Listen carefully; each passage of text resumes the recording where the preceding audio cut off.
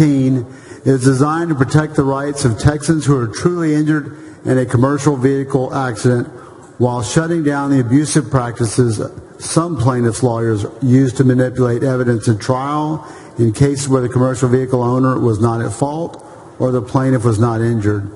House Bill 19 will help ensure the rules of the road for highway accident cases are applied uniformly and fairly in all of Texas courtrooms. Members, this bill has involved a lot of work. We've brought a lot of people together to make this bill happen today. We have an agreed-to bill before you. I will have one amendment up that has been worked on together on an amendment that came out of the House to come to agreement between the Texas Trial Lawyers Association, the Texans for Lawsuit Reform, as well as many other members of the trucking industry. So what you have before you is an agreed-to bill. What started off as a very controversial bill, through the help of the folks in the House and through this whole process, we've got the bill before us today. Passed out the Senate Committee on Transportation unanimously, and I appreciate the bipartisan support we've had on this bill. With that, I move to suspend the Senate's regular order of business to take up and consider a committee substitute to House Bill 19. Senator Powell, for what purpose? Thank you, Mr. President. To ask questions of the author. Do you yield? I do yield. Senator Taylor, I first want to express my appreciation for your condolences of the tragic accident that took place in my Senate district back in February, just before Winter Storm, or just as Winter Storm Uri was beginning to hit our area. As many of you may have seen, Fort Worth experienced that horrific tragedy in the midst of the winter storm. It was an early morning accident that caused over 130 vehicles to pile up, and many of them were 18-wheelers on the managed lane of I-35. Dozens of people were injured in that crash, and 6 of our North Texans died in the accident. So I cannot overstate my appreciation for you working so closely with our office and with the other offices in the Senate to ensure that the victims of this crash are not negatively impacted by the passage of this bill. And just for the sake of clarity and reassurance, can you confirm for us today that this legislation will not adversely affect those victims or any future victims of tragic accidents like the one that we saw in February? Yeah, thank you, Senator Powell. And that truly was a tragic event for many involved, and obviously for the loss of life. This bill absolutely does not prevent those types of cases from being brought to the courts and having the full settlement of pain and suffering, lost wages, loss of life, all those things that we would expect to be as best we can to compensate for those types of losses. This bill does nothing to infringe upon those things. As I say, this is a very balanced bill, preserving the right of people to bring those types of lawsuits and have them presented before a jury and have those types of penalties in some cases, or just reimbursements and others, to make sure the compensation is done fairly. This really was mostly about evidence, but obviously in that type of a case, those types of cases will still go forward with no infringement from the passage of this law. Well, thank you for that, Senator Taylor. We had strong concerns when the bill was filed, but with these amendments, I believe we've struck a balance that ensures that all individuals across Texas can receive the benefits that they are rightfully owed in the case of an accident like this. Before the amendment, bad companies, those out of compliance with current federal or state law, received legal protections to hide the company's bad conduct from the jury, even when they had broken the law. The amended bill introduces a mechanism for good companies, I believe, those that comply with the law, to benefit from the bill only when they show compliance. Does this bill reaffirm that those bad actors, i.e. the trucking companies that don't comply with the law, will be held liable for their negligence? Absolutely. A company that is grossly negligent can be held liable for punitive damages and the full array of evidence currently available to plaintiffs to prove gross negligence will be available after the passage of House Bill 19 and the amendment that you referred to will be added on. All House Bill 19 does is allocate that evidence and that decision to the second phase of a two-part trial, a bifurcated trial like we do in the criminal trials, if that two-part trial is requested. Further, because of the House amendment you referred to, the plaintiff can pursue in the first phase of the two-part trial a direct claim against a trucking company that negligently entrusted its vehicle to the driver who caused the accident. And you are correct that evidence of the company's compliance or non-compliance with the code provisions referenced in this bill will be presented to the jury in the first trial phase. This should encourage companies to comply with those provisions, be good actors, and take the best care we can of our folks on the Texas highways. It will mean the juries can hold accountable those companies that do not comply. Well, Senator, thank you for taking your time today, not just today, but for working with all of us and our concerns throughout the process, especially for working with our office to make sure that we are taking care of the folks in Senate District 10. These amendments and your statements here today have helped to put my mind at ease, and I'm sure that the people that I represent will feel the same, knowing that they have legal protections and that all of us have worked hard in the Senate to preserve those for our citizens. Thank you. Thank you, Senator Powell. Senator Hinojosa, for what purpose? Well, the Senator yield for a couple of questions. You yield. I yield. Thank you, Mr. President. Senator Taylor, I know you put a lot of work into House Bill 19, had all the stakeholders involved in the process itself, and I just want to follow up on a couple of the questions that were asked by Senator Powell, and that is the way the bill is structured. It's actually broken into two phases. Phase one, where you can bring evidence both against the employee and employer if there's violation of a standard or rule, and any independent claims that the plaintiff or the victim may have against the employer. Could you expand on that a little bit? Well, like I was telling with Senator Powell, it's similar to what you would see in a criminal trial. You know, there were things that were being brought in as evidence during the negligence phase of the trial that really didn't have anything to do with that accident of that day. You know, if you think in a criminal sense, just because someone has been convicted 2 times before for robbery doesn't necessarily mean they did the robbery on the day they were accused and they're being tried for. So you don't bring in those 2 prior robberies until you get once they've been determined to be guilty. Then they go to the punishment phase, you bring those in. So what the real purpose of House Bill 19 was to make sure we start off with who is actually negligent, and then in the bifurcated, if they choose to do it this way, you have the second part where you could bring in the punitive damages and things like that of that nature, into increasing the amount of the penalty or the compensation that's paid. And that's my point. On the first phase, you have a certain type of trucking companies and drivers that the driver, for example, violate a standard or a rule or standard, and the trucking company have violated some independent claims. That type of evidence you can bring in on the first phase, assuming that there is no stipulation as to the scope of negligence by the employer. I believe you're correct. Yes, sir. And just another quick point, and that is there's also an issue with what is called negligent entrustment. Negligent entrustment cannot be used in the first part of the trial if you're not covered by the Federal Motor Carrier Safety Improvement Act. I mean, there's a federal statute that defines those type of trucking companies that fall under its jurisdiction. Against a lawsuit against one of those trucking companies, you're allowed to bring the evidence in the first phase of negligent entrustment.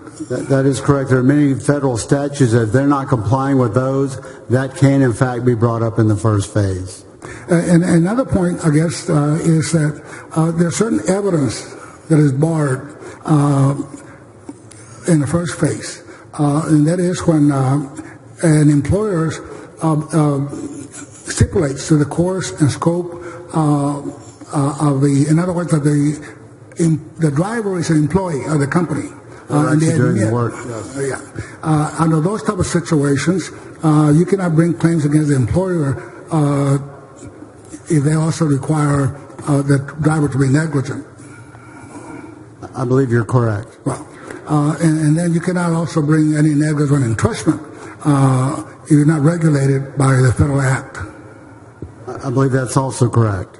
And then you move to the second phase. On the second phase of the trial, where you deal with exemplary damages or punitive damages, where you can bring all this evidence in under Chapter 41, fraud and misrepresentation and bad faith. You can bring that type of evidence in on the second phase of the trial. Yes, sir.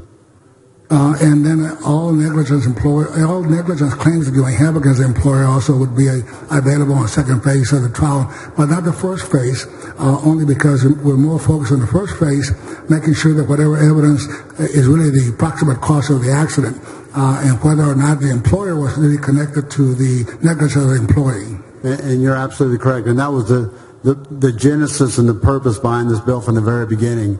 And as you know, it's taken a lot of work to get that language to do that and no more. Has been a fine balancing act that's been done, and I appreciate, like I said, our folks with the Texas Trial Lawyers Association have worked very closely with the folks in Texas for Lawsuit Reform to come to find that fine balance where they could agree that this is not going too far either way. And so I appreciate their efforts, and I appreciate your efforts on this as well. And one more point, I guess, just for the members' information, and the bill does have a fine balance between making sure that the injured victim has their day in court, but at the same time make sure that it's based on negligence of the defendant, whether it's the employee or the employer. And the first phase, all you need to do is prove preponderance of the evidence. On the second phase, I guess, is beyond a reasonable, it got to be not beyond a reasonable doubt, it's necessary and convincing evidence, because that's where you get it, exemplary damages, which is 2 times the economic damages you can prove up. Yeah, you would know better. I think it's clear and convincing is the standard I think they use, but you would know better than I would on that. Well, I want to thank you, Senator Taylor, for all your hard work and bringing us all together in passing legislation that will address some of the issues and challenges that we face in trying to make sure that those victims who are involved in an accident get hurt get properly compensated, but at the same time go after the bad actors and not have such an overreach. You end up having some of the employers who really were not negligent in terms of their business. But thank you very much, Senator Taylor. Yeah, thank you, Senator. We really didn't talk about the importance of this bill, how it affects commerce, and that, because we've had some abuses. So this is trying to keep the abuses back, yet at the same time preserve the rights of our state's citizens to have their day in court and have the full compensation that's due to them due to a negligent driver. Thank you, Senator. Thank you, Senator Taylor. Thank you, Mr. President.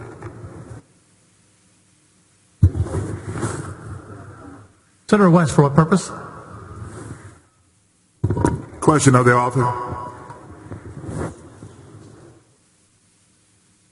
You yield? I yield. Senator Taylor, Yes, sir. you are over there playing lawyer for the day. I'm only playing one on TV, believe me. You know, let me say this, and I think everything that needs to be said has been said, but I also want to make certain, and I thank the Texas trial lawyers and Texans for Lawsuit Reform for coming together and putting together a bill that, frankly, is pretty much agreed upon to the extent that you can have an agreement in this type of area. And so you are the Senate sponsor on this, and Representative Leach in the House. So I just want to say thank you for what you're doing on this particular bill, and you have my support. Well, thank you, Senator, and I do appreciate your help through this process. Yeah, I started early on with the House when they first started meeting on this. They know what kind of a goal we would have at the end, and we'd have an agreed-to bill. And it's been a long road to get here, but I appreciate your help once it came over into the Senate to help get this deal done. So I thank you very much, Senator. I appreciate your help. May I have your autograph? Yes, you may. Senator Lucio, for what purpose? With a lawyer for the day, please yield. Do you The yield, lawyer Senator? for the day yields, yes. Senator Taylor, do you yield? You recognize Senator Lucio. I could never even play that for the day, but I do have a son that's a lawyer on the other side of the chamber here, and I want to thank you for working with him, Senator Representative Lucio, I should say. He spoke very highly of you and all those that he worked with here, including Senator West and others that took a keen interest in addressing this issue. You know, Senator, I've seen it all, and I think you have been able to, with the help of our House brothers and sisters who worked on this as well, been able to bring together the stakeholders, the Trial Lawyers Association of this state, Texans for Lawsuit Reform advocates, and been able to put a bill together that actually is, favors everyone in terms of what they feel they should have to be able to operate. The one thing that I'm concerned as a non-lawyer and looking and learning each session is obviously when a lawyer is able to go outside or around the scope of the rules and regulations that trucking companies, for example, have to play under and make sure that they adhere to. And it's called, my son-in-law, who's a lawyer, said it's a reptile effect, where they're able to convince a jury that he should have done this, even though it's not in the rules. And that hurts, obviously the defense, and they lose the case. But other than that, the only question I want to ask you is this, because the bill has changed a little bit. The Lucio amendment in the House, you're satisfied with, everyone's satisfied with, will stay in the bill no matter what happens before this bill goes to the governor. Is that correct? Yes, in fact, this First Amendment that's going to be coming up, and I should have mentioned this in the layout, Senator, your son played a very pivotal role in this coming out of the House chamber. He had an amendment they actually worked on for several hours the day the bill was up on the floor. They went back in the back and worked, hammering out this agreement once again with TLR, the trucking folks, and the Texas Trial Lawyers Association. And they came up with an amendment, but it was done very hastily to get that bill off the floor. And so the amendment you're going to see here briefly in just a moment is the product of that. There was just some things that were worded very quickly and putting that together. And all this is doing is just fine-tuning your son's amendment on the House floor. And once again, this amendment has been worked on by all parties and is agreed to amendment. But I appreciate your son stepping up and doing what he did for Texas on this bill. Thank you, Senator Taylor. And I just want to say that this is one of the best crafted bills that I've ever seen in the last 35 years that I've been here. Thank you. Well, thank you.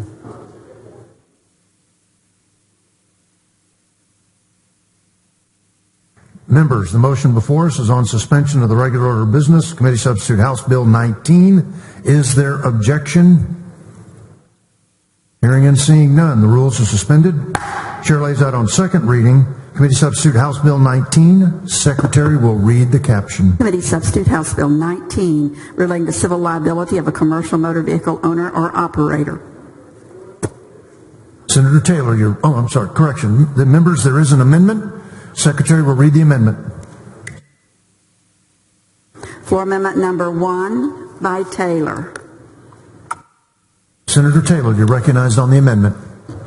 Yes, thank you, Mr. President. This amendment simply makes technical changes to the bill to reflect language that was inadvertently left out of the committee substitute adopted by the Senate Transportation Committee.